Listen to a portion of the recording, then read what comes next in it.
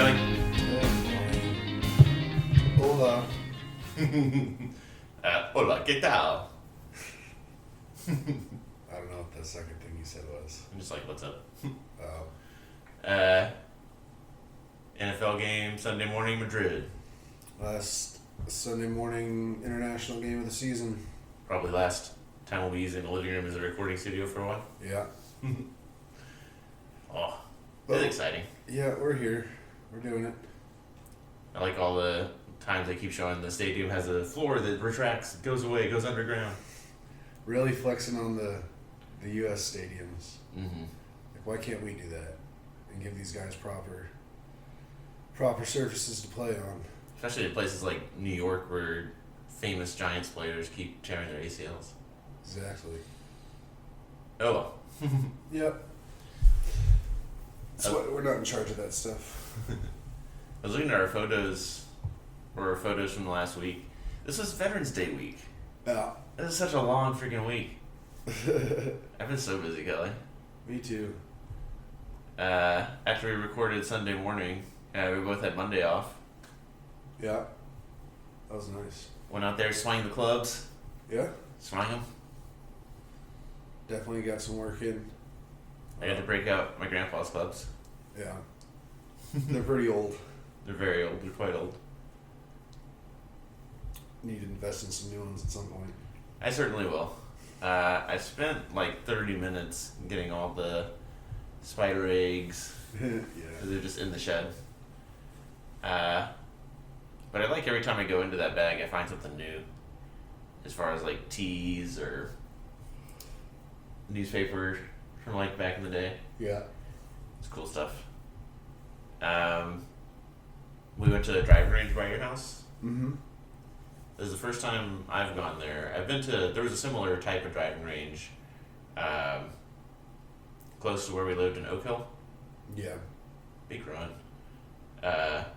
Where I practiced before playing my first 18 holes of golf. Yeah. And it was a lot like that. Definitely the dude that runs the place seems real chill. Yeah. I mean, as you should be. That should not be a high stress kind of gig. But it's very convenient, very close. Has pretty much everything you need. I wish there was a little more shade, but I just don't think there's really shade at any driving ranges unless they're like the real fancy ones where you have like little bays you're shooting out of. Yeah, you gotta build a whole structure because just like a tent will get blown away eventually. Mm-hmm. I think you're very smart to have us focus on the irons Yeah. for a long time before going to the drivers. I mean, that's like 85% of an actual round of golf is going to be irons, if not more. Because it just, Jared brought it up in the chat yesterday, but just for fun, like, when Jared and I are chilling downstairs in the house, we have 3 TVs. We don't always have 3 things to watch. So sometimes I'll just throw something just silly on a third TV. And lately I've been putting on, well, not lately, just started yesterday, last night really. Mm-hmm. Put on the golf channel. Just to kind of like, I don't know, maybe just if I see like good golfers doing golf stuff, it'll just, I've always been a good visual learner. Mm-hmm. So, I don't know, just put that on and what was the point of me bringing that up?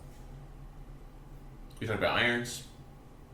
Oh yeah, and they're like replaying some of this like tournament in Bermuda that's going on right now. Mm-hmm. It's real pretty. I bet it is. Yeah. But like there's definitely some holes that you're teeing there. All of them were teeing off from, and they were using like I guess they were just short par 3s, and they were using their irons and like not putting the ball on a tee in the tee box, just putting the ball on the deck. Mm-hmm. And just using an iron. So like you're not even using a driver on every hole. You're definitely using an iron on every hole. So, and I even actually went out yesterday morning before Michigan game. I went out solo. Yeah, Ash was wondering. And I did my entire 80 ball bucket on just my pitching wedge and my 9-iron, Mm-hmm. and just like learning how to hit it like 20 to 50 yards in the direction I want it to go. What time were you there? I got there like just before 10, Okay. and it was getting real busy. It was like Really? the longer portion of the driving range for like hitting your drivers and stuff, that was almost full. Mm. And maybe by the time I left, it might have been full. Like the parking lot was completely full when I left. I was wondering if you were gonna do that, and I was like, if he did, he probably did it first thing because he wakes up early. Yeah, I'm honestly meant to get out there much earlier, but Mm-hmm. I don't know. I was just lazy. I mean, I was up at 5 a.m., but I was just doing a whole lot of nothing and just Dragging in ass. no hurry to do anything. But it's also like 90 minutes or 90 seconds by car. I mean, a little more than 90 seconds, but sub 5, maybe 5 minutes if you, depending on how long the light is. And it's one light. It's make a right, make a left at a light, make a U-turn. There. Yeah, it's very close.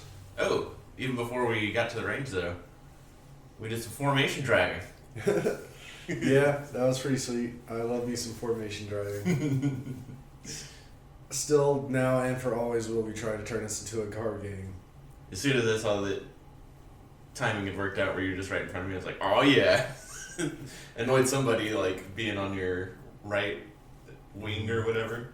And then when you did the UE, got to the other side was on your left. That was more safe because there's no. I mean, unfortunately for me, I was, I guess, in the front of the formation, so I couldn't see a whole lot of what was going on. So you were probably you had a much better view, and usually the people behind have more enjoyment out of it. But You're leading the way, Kelly. yeah, I mean, I'm a natural leader. It happens. I thought with the irons, I could reliably, like, go through a step-by-step process and get it where I wanted to fairly easily. And the driver is just like the total opposite of that. I was endangering lives at the beginning. Yeah, you did have one chili dipper. Yep. It dipped real hard. That was really funny having watched Tin Cup earlier. I almost wanted to rewatch that movie yesterday. It's a good movie. Mm. The drivers, we were making jokes about it, but like, I have a driver in my grandpa's clubs. I have something called Big Bertha, which is not a driver, but has like the biggest head of all of them.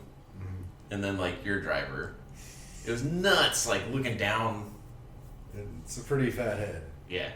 And it's not even the biggest one out there. Like Big Bertha is a line that has been being produced for a long time in golf clubs.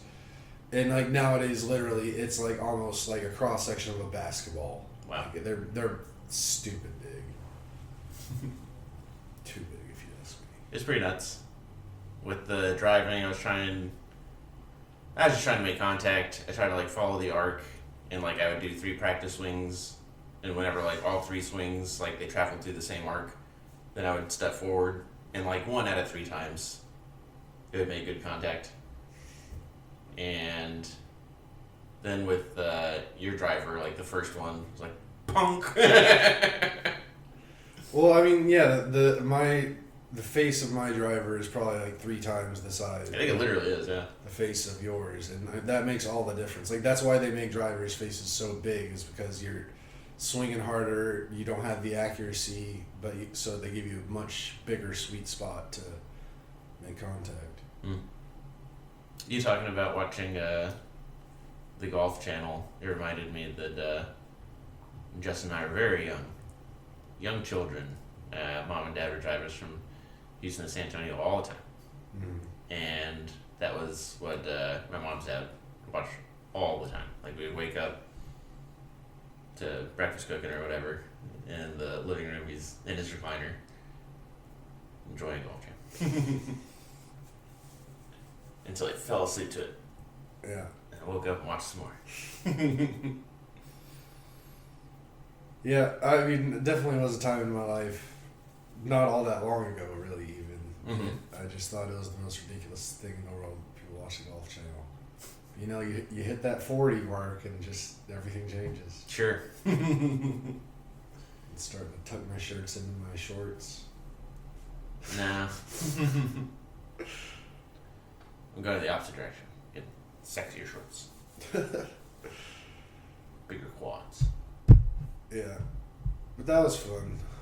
But then I had to go back to work on Tuesday because my company doesn't love the veterans. Didn't for this year. They just this past week after Tuesday released our 2026 holiday schedule. Mm-hmm. Veterans Day is a day we're getting off next year, so I have to imagine there was a complaint or two. Mm. I know we recently hired within the last year a pretty high up guy that's a Marine veteran. Mm-hmm. So maybe he had a say in it. He didn't care for us not having Veterans Day off. Well, my issue with it is, like, I thought it was bank holidays, you know? Like, every bank is off Veterans Day. Well, I mean, we ended up on Veterans Day, we're having our QBRs. Mm. And it was the first time we were presenting them to the ELT. Like, I had to present to the CEO and the CFO and the... Presumably the executive leadership team? Yeah, like the highest of the high people in the company. Mm-hmm. Which went pretty well. Yeah. I'm good at talking. You have any accolades on the spot? I mean, not really on the spot, but my boss's boss told me that she wasn't actually in the QBR because she had personal stuff going on, but she said the CFO reached out, like, as soon as I finished, and he was like, I really like Kelly. He speaks really well. He's really knowledgeable, and yada yada. So I assume it was the CFO. It was one of the C people. Yeah. But I'm assuming it was the CFO. I'm not a C-suite person, but I definitely do that whenever somebody knocks it out the park. I will go find their manager and be like, that's a winner. Mm-hmm. But yeah, I mean, otherwise, my week's been pretty uneventful since... Well, I'll just keep talking about my week. Yeah, you got a lot more going on. I was off Monday and Tuesday, so we finished golfing, and when we were on our way to the Spurs game, couldn't tell you now what kicked it off, but something sparked my imagination that, like, oh, I'm going to make hella grilled cheese sandwiches Oh, yeah. Monday and Tuesday. And, okay, like, I don't know why I went to this, but a long time ago on Twitter I found a video for a brie blueberry hot honey grilled cheese sandwich. Mm-hmm. And I was like, that's decadent. But also on, like, the sweeter side, so it's like a dessert grilled cheese, and then I did, like, my savory grilled cheese. And it was like, what is the perfect cheese? Did all this research in the car while we were on the way there. And you guys were clowning on me for getting excited about sandwiches days in advance. The tomato soup. When I was on HB looking for, like, what kind of tomato soup should I get? And I was like, I think I want something that's really creamy, it's really flavorful, but the word I'm thinking is indulgent. And then, like, as soon as I thought it, like, scrolled up, indulgent. Indulgent, creamy, whatever soup. And I was like, oh yeah, give me 2 of those. It was honestly too thick. It was not the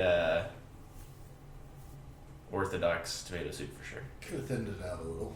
Yeah, I guess I could have. But yeah, Monday I just kind of, like, partied, like, golfed with you, and then when I was having those grilled cheese, I also had, like, sweet tea with peach schnapps, and just, like, trying to be, like, a little tipsy all day. And played video games. And then Tuesday, Veterans Day, I didn't wake up early, but I did, like, wake up at, like, 7. And then just went, every year I will listen to, like, an American history podcast, lecture series, something, and just go for a 6-miler. And did that. Took a picture of, we have, like, a little memorial at Pfluger Park for the veterans. And I think I've been taking a picture of that every year. And this year I listened to a YouTube series by History March, I believe. Or Kings and Generals. I think it's Kings and Generals, actually. But on the American Civil War. And got most of the way through that and then finished it when I got home. But that was my little thing to remind myself it used to be pretty cool. So slow down. Let's back up. Huh. So how were the grilled cheeses? I see the pictures of them. Pretty stinking amazing. They were just way too much. Like, I was super full. I think being tipsy most of Monday made that, like, tolerable, acceptable. Yeah. But then certainly on Tuesday, I was like, this is just too much. It's just too full of cheese. The brie blueberry was good. It's still, I'm doing it in the butter. So I got, like, the cast iron, and I'll just, like, do a whole stick of butter in there, basically. As you do.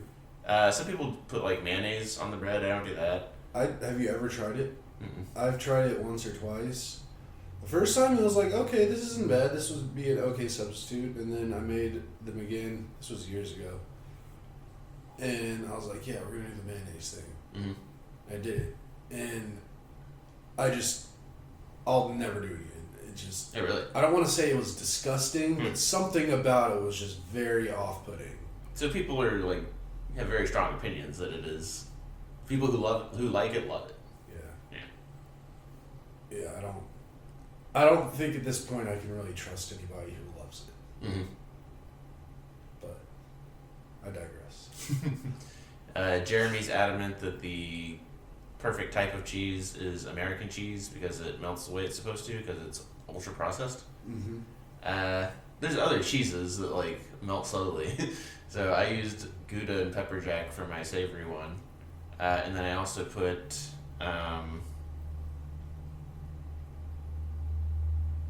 what do you call fancy ham? Prosciutto.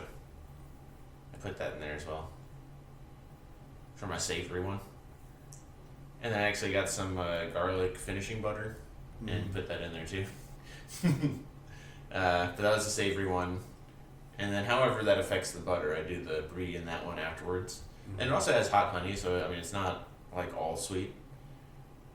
But it was a great contrast of flavors for it was pepper jack, Gouda, prosciutto. It was like very savory. Dunking it in that indulgent tomato soup. And then, yeah, the brie after that. On the second day that I made them, I used a lot more of the blueberry preserves that I have to make it even more desserty. Yeah. It was nice. It was funny. A couple days after last weekend when you were talking about it, like you'd planted the grilled cheese idea in my head, and now I really want grilled cheese. And I brought it up to Jeremy, and he was like, "What fruit are you gonna put on it?" And I'd completely forgotten the part about you putting the fruit, your berry or whatever, on the grilled cheese. Yeah. So I was so confused, and I was like, "Are you stroking out? Like, I would never in a million trillion years put any kind of fruit on a grilled cheese." He's like, "That's what Nathan's doing." I was like, "Oh yeah, that's right, silly Nathan putting fruit on a grilled cheese." I mean, it's a me thing. It's not a you thing. I'm sure more people in this world would enjoy the flavors combinations that you put together than would dislike it. I don't think I ever would have thought of it if I didn't see that random video on Twitter. Yeah. I do think my next grilled cheese so this is also sourdough bread. I actually have some toasted sourdough bread that after we wrap this up, I'll put some blueberry preserves on it and eat that for breakfast. But yeah, next grilled cheese I'm gonna do is just gonna be like back to the basics. I mean, that's the thing. I haven't done it yet, and I don't know when I'm gonna do it because I'm still trying to lose the weight I put on last weekend. But I really want to go hard on some grilled cheese. But I was trying to think about like what direction I'd want to go in. Like, would I want to do the super fancy or just like the super classic nostalgic? And really, I guess I'd probably want to do both. Like, make one fancy one with really nice cheese and nice bread and stuff, and then the other one just classic childhood white bread, American cheese, butter, done. Because there's something to be said about that. That can still be just as good as anything in the world. Yeah.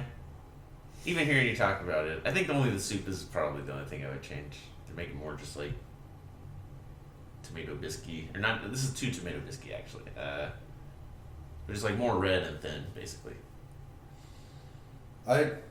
It's a little wild. I don't think I've ever had tomato soup with grilled cheese.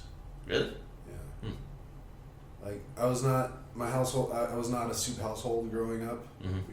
I didn't try tomato soup for the first time until I was probably about 20, Mm-hmm. 19, 20-ish. Yeah, it's a central pairing for me. I mean, it is for everybody. It's not like I didn't know that it was a pairing. Like I didn't know as a young kid or a young person, but once I started watching like cooking shows and stuff in the early mid-20s, Mm-hmm. I definitely learned that it was a thing, and it makes sense. Like it sounds real good, like dipping grilled cheese into tomato soup. But it's interesting. I also have I can really love tomato soup, but there are some tomato soups that I just can't mess with because some of them get so acidic that it's almost like I get somewhat flavor of literally vomit. Like that kind of like biley, acidic. Because tomatoes are just inherently very acidic things. This is true. It's caused ash issues in the past. So, I guess they just have to be good done kind of right. Because I've definitely had some that ended up being kind of gross.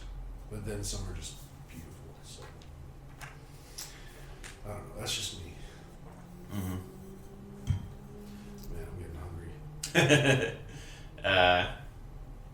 And then the rest of Veterans Day, Ash goes down to Lamar Tuesdays and Thursdays. So the rest of the day, I think I just watched Band of Brothers. Nice. And worked on the recap. Yeah. That's what it was. Oh, so just a silly, dumb tangent, but there might be a connection here. I don't know. I don't know if I've seen every episode of Band of Brothers. I assume I have, but it's been a long, long time. I've seen a few episodes, probably a couple times. Mm-hmm. But I've also been lately. I've been watching the TV show Ice Pilots NWT, Northwest Territories. And I don't know if you're familiar with it at all, but there's an airline in the Northwest Territories, way up there in Canada, called Buffalo Airlines. And basically, like, most of their fleet is, like, old 40s, 50s, like, military kind of cargo airplanes. Cool. Like a DC-3, if you're familiar, DC-4. You've probably seen them, but... But the thing is, in Band of Brothers, there's a good chance that there are scenes, I'm pretty confident there are, where they might be on the military version of the DC-3. There she is, cool. Which is the C-47. It was what they used in World War II. Skytrain. Yeah, and anyway, they have a few of those airplanes in that show I'm watching. And I've decided that the DC-3 is, to me, the most beautiful airplane ever created.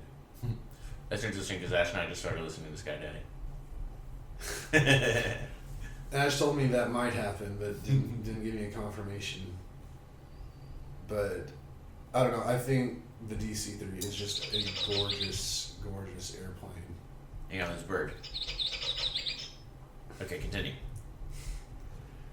And the DC-3 was actually very pivotal for aircraft and airlines. It was the first airplane that really allowed airlines to become profitable, therefore expand for like commercial passengers. Up until then, the only way like any kind of airlines work that transported people were subsidies from the government for delivering mail. So it wasn't until the DC-3 that like airlines actually could be like, we could make a profit by flying people around. Mm-hmm. And Delta was one of like the first that really adopted the DC-3. And it's a beautiful airplane. Like if you go back to the images of it, it's just go back to the Google images. I don't want to look at the C-47 yet. Like, just look at that. It's just beautiful.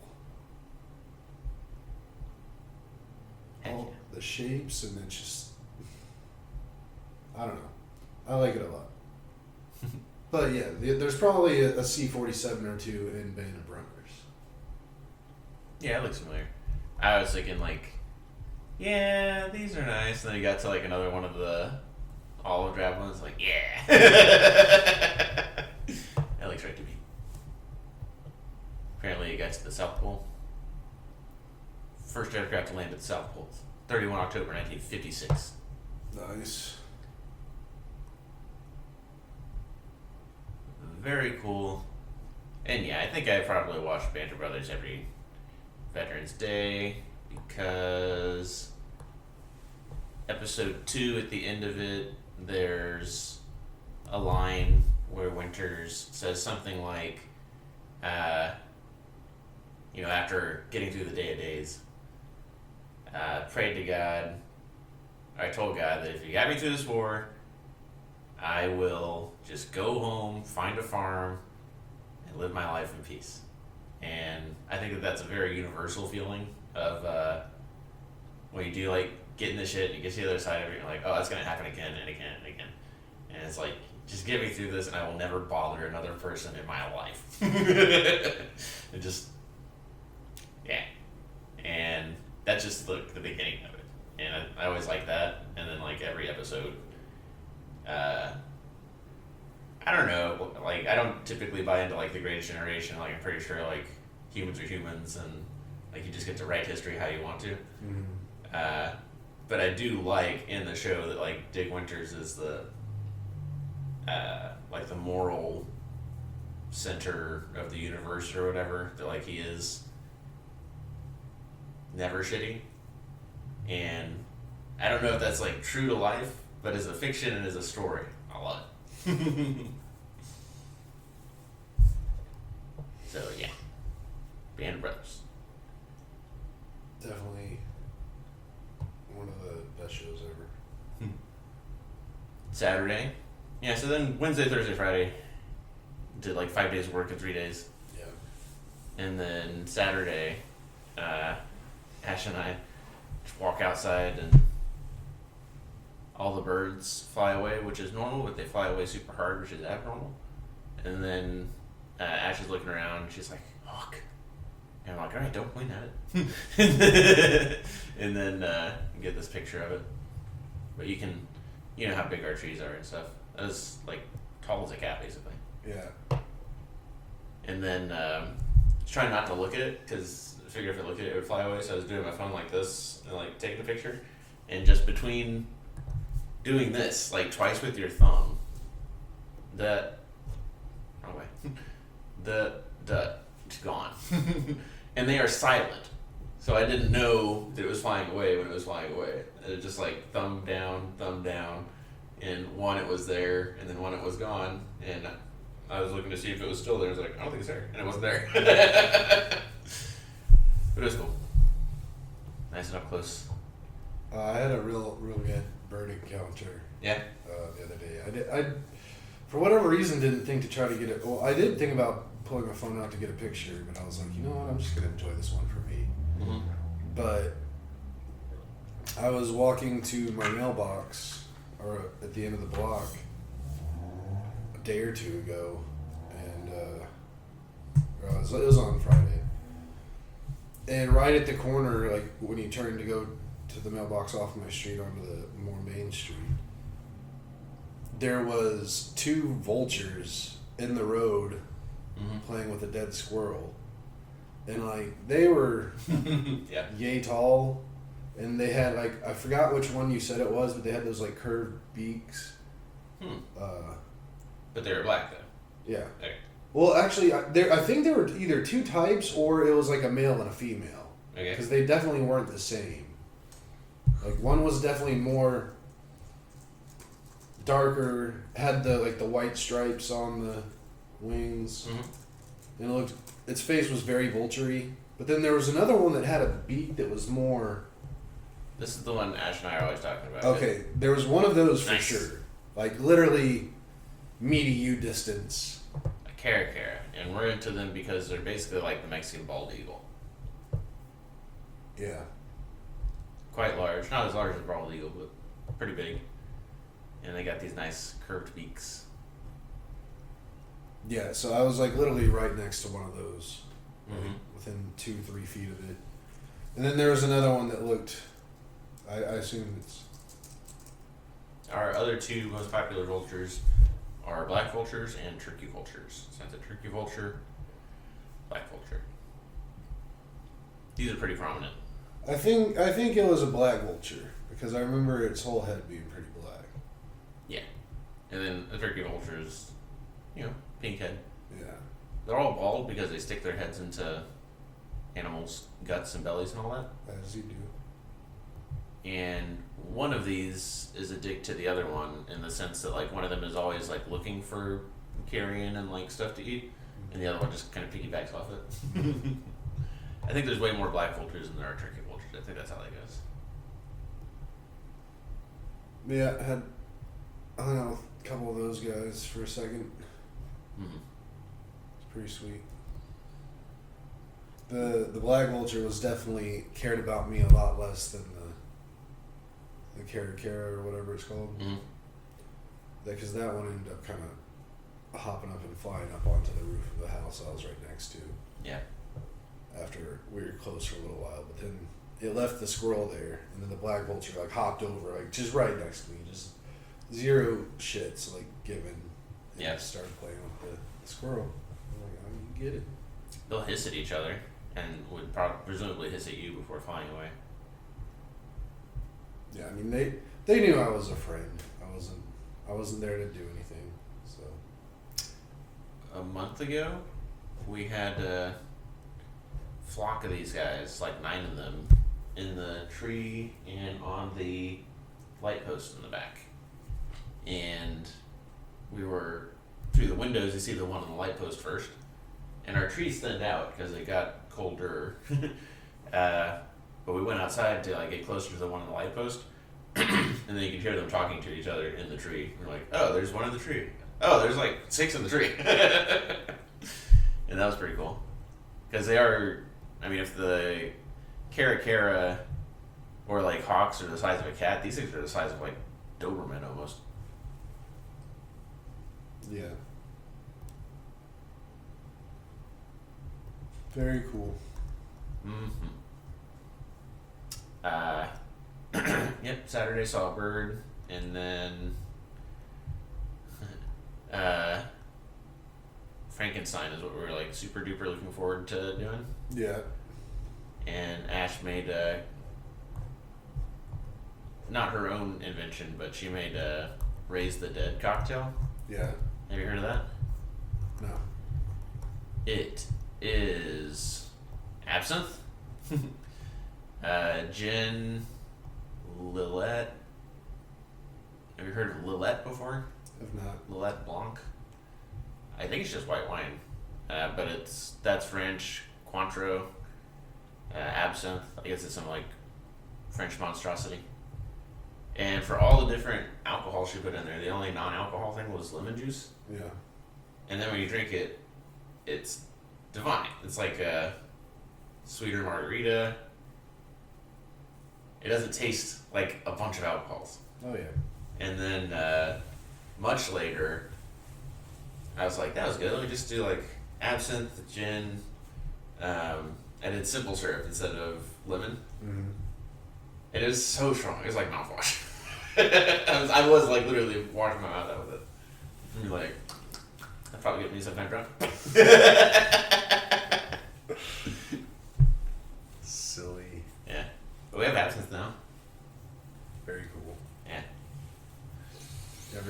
thing where you're gonna drip it over the sugar cubes? Yeah, I definitely had to. When I was looking at that, or I was Googling absinthe to see which one I was going to get, or like if I could get it specs or whatever, and it mentioned that. And it was like, you have to do that because it's so strong.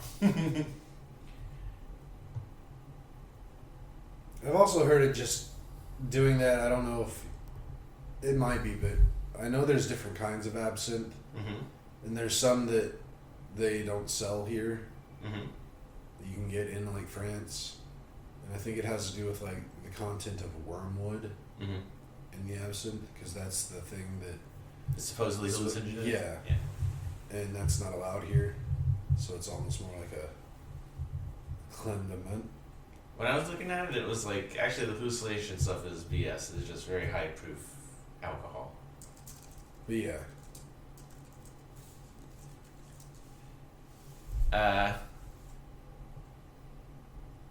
It is, so it's like really high proof alcohol is like 45%. But I want to say like, first of all, like how strong that was. I was like, I can't believe Everclear exists, that like we ever like put lips or stomach to Everclear. If it's like twice as strong as this stuff. But then also I think the chartreuse that we have is even more percent alcohol, and it's not as like strong as Bernie as the absinthe is. Yeah. And the Frankenstein movie was beautiful. Nice. Yeah. We read the book for like our spooky season book. It's much longer than I thought it was. If I ever read it, I didn't remember. I think I only remembered like the first half, which probably means I only read like half of it. But from the previews, the trailers and stuff it was saying, it looked like it was gonna be like a very faithful adaptation. Like basically just like all the Frankensteins I've ever seen and heard of don't include like the beginning of the book or like the whatever. And the trailer, like that was one of the most prominent things in the trailer. It's like, oh, okay, so this is gonna be like pretty close to the book. And then it started. It was like, so it was like, all right, I'm just gonna put the book was fun and fun as long as it's a different thing. It's like all those other Frankenstein movies. But then visually it was very nice. Visually it was good colors. I like colors.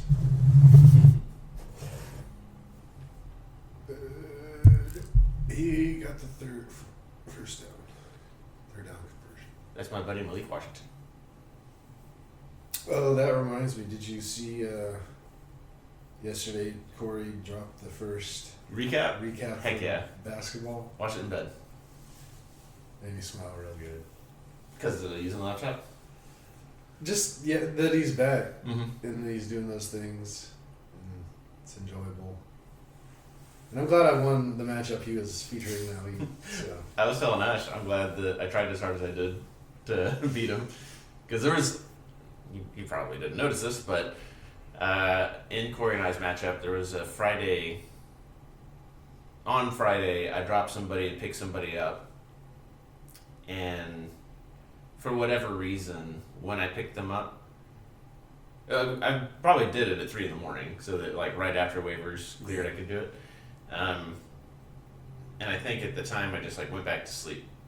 Or if you do it on your phone, it's like, do you want to put them in one of these positions? And it doesn't show you like who's playing or who's not. So you're just like bench for now. And then all Friday was like, don't forget to put that guy in lineup. Don't forget to put that guy in lineup. But I was busy. And then at 6:05, I'm like, fuck. And then I go to my phone, and the game had started. I didn't put this player in. I couldn't even tell you who it is now. Right. And as I'm remembering to do that, I'm telling Ash, like, I'm so sorry if I forgot to do this thing. If this thing is what I think it is, I'm gonna freak out. And then it was, and I was like, fuck! And she was like, what? And I was like, this. And she was like, oh yeah, that sucks. And it was like a 7-point difference. So like, every little thing mattered, right. Yeah. So I was like, it's okay, it's alright. Because I know I picked him up because it was somebody that played Friday and Saturday. Yeah. I was like, he'll play tomorrow. Whatever. I ended up winning, and now I'm gonna beat Amanda, which is super duper important to me. Yeah. It's very important to all of us. I honestly might have forgotten to look at my basketball team yesterday. I've been really good this year so far, as like every day checking it and making sure I gotta. Oh, I'm fucking crushing it this week. Okay, never mind. Do you ever look at it on desktop? Never. You know how if you go to set it, like set your entire week, that button, it's like, no, you gotta pay extra? No. Well, you know about setting active Or, alerts? I can do this on my phone. Well, when you go to do rest of week, it should tell you that you have to pay extra to do it. That must be new because I've done that for always and ever on my phone, and it always does it. Okay. I know I'm not the only one because they were talking about it at the beginning of the year in the group chat. You can set it for the day. Can you set it for the week?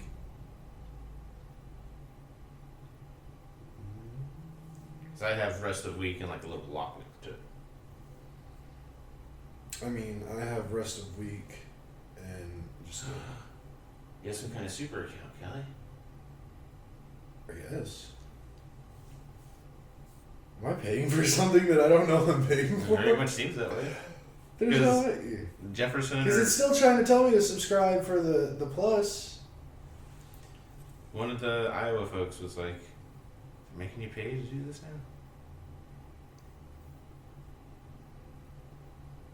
Well, I guess I'm special. Yeah. But yes, you probably are paying for something. I've never given Yahoo my credit card information, ever. Maybe it's tied to something else. I don't know what it would be tied to. Unless I get, like... I have no idea. I was going to say, do they have a partner with, like, Google or something? Which doesn't make any sense. But yeah, I'm going to win this week. I need freaking Kobe White to get better. You're not trading Alvin Sengun for anything, are you? No. Alright. Yeah, I'd have to get... It would not be a fair trade to whoever tried to trade for me for him. But because I would not take anything less than twice what he's worth. They played today. The Rockets played 6. Against Orlando. Orlando. Who am I even playing this week? Who is J-Rock is cooking? Flame emoji. Lucas.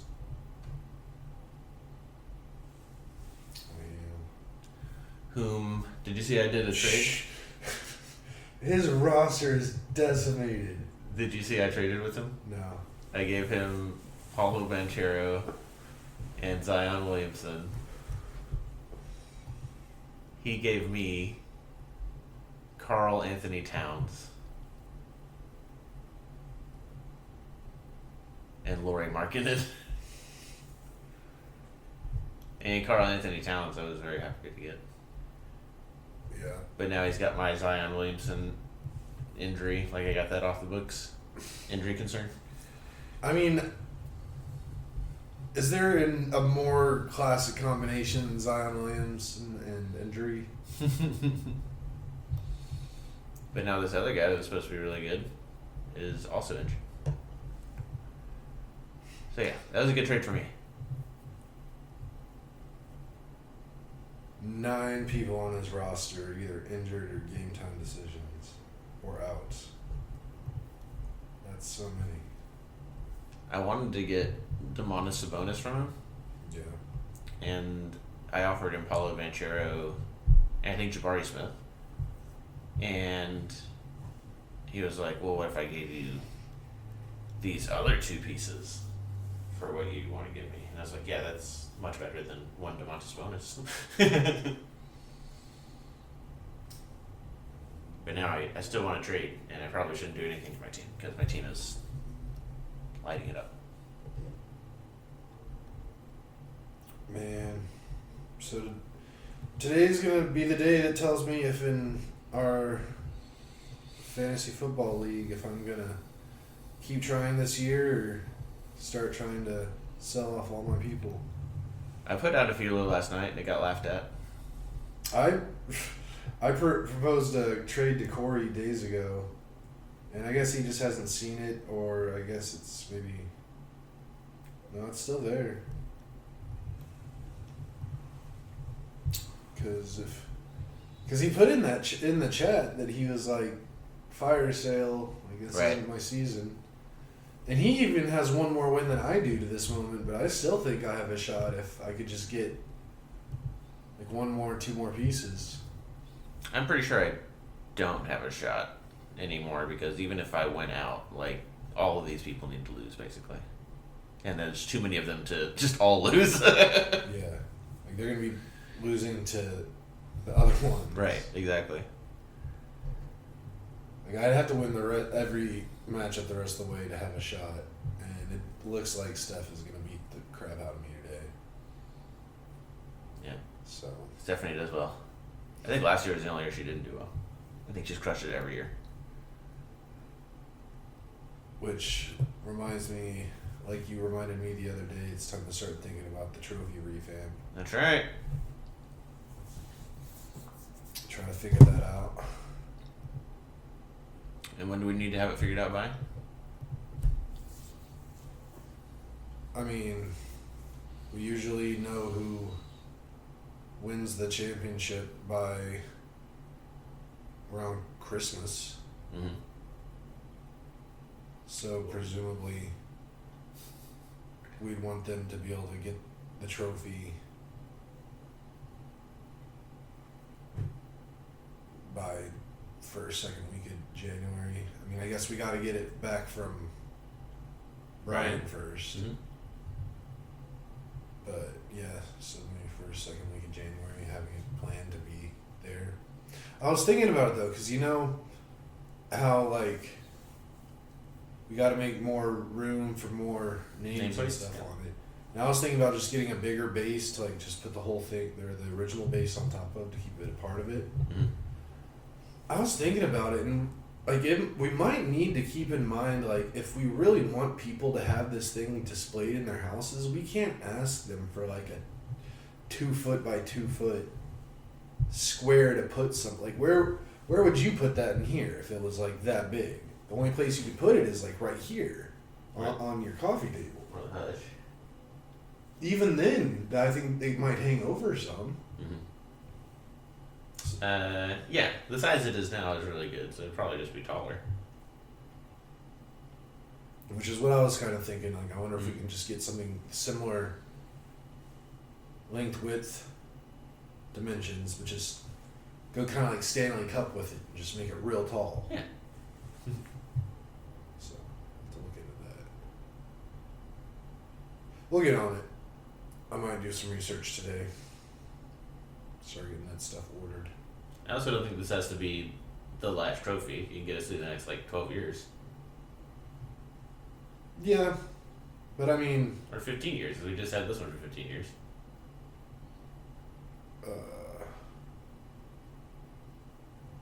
Yeah. I mean, the thing is, we'll probably have to revamp it again just because of wear and tear. Mm-hmm. Like, we're never gonna make one that's gonna like we'd have to like have a whole thing cast in like bronze to feel confident. Like, we'll never have to do anything to it. Right. I wonder how much that would cost. Because it's really like it's gonna be expensive to do a rebuild of the trophy. Like back in the day when I made the original trophy, money was different back then. Yeah. I was able to build that whole trophy out for like around $150. This Ev- one's gonna be at least double. Yeah, that's fine. I have a number well above that I'm expecting. So if we are gonna get in those higher prices, I might ask you to contribute to it this time. Of course, yeah. Yeah. We'll get into it. It's gonna be. We'll do something good. Mm-hmm. For real, for sure. But I mean, the thing is too, if we're gonna make it bigger now, like, might as well make it to where we can do another 20 years with it. Mm-hmm. or more. Like, I guess realistically, how many? Well, I guess we want to pass the league down to somebody at some point. So Sure.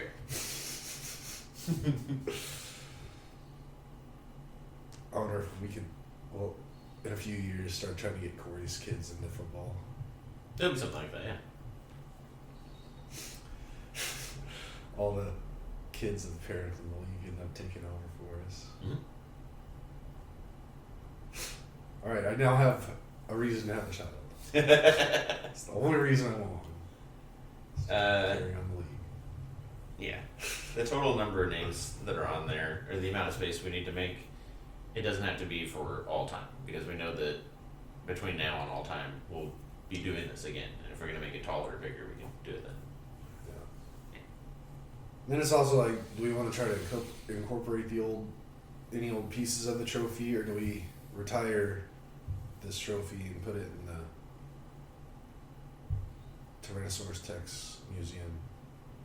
It does seem a little bit more that, just based on the condition of the statue itself, the difficulty of like moving the plates from the old one to the new one. It sounds like a non-starter. Yeah. We get those same plates I mean, yeah, to maintain like design consistency. for sure. But yeah, I think. Or if we want to, well, I guess if we wanted to change up the plates, I don't think we want to though. I think I like the plates. Mhm. Maybe the. All right, we really shouldn't be having this conversation on the podcast. This is not, should not be public information at this time. Listener, you just got a secret sneak peek into the deliberations of. Don't tell anybody. It's like a 6-minute commissioners conference. I just got excited. Me too. I was like, oh. Do tell. Good stuff. Yeah. I stopped paying attention to football. Yeah, I did too. That's all that's going on. That's the Dolphins and the Commanders. Seems like it is playing. I assume like the Tua Dolphins got and Commanders. concussed. Yeah, let's get out of here and watch football. Yep. And then we'll talk again next week probably, and then next time we talk after that will be post Thanksgiving. Mm-hmm. I'm hungry. See if there's any food around here. Yeah. Talk to you later, yes. All right. See ya. You want to say your whole thing? Okay. While you get it ready to turn off, because you gotta stop it at some point. Sure. But yeah, so if you made it to the end, don't forget to like, subscribe, hit the notification bell, tell your friends. We love you very much, and have a wonderful day. Love you guys. Bye.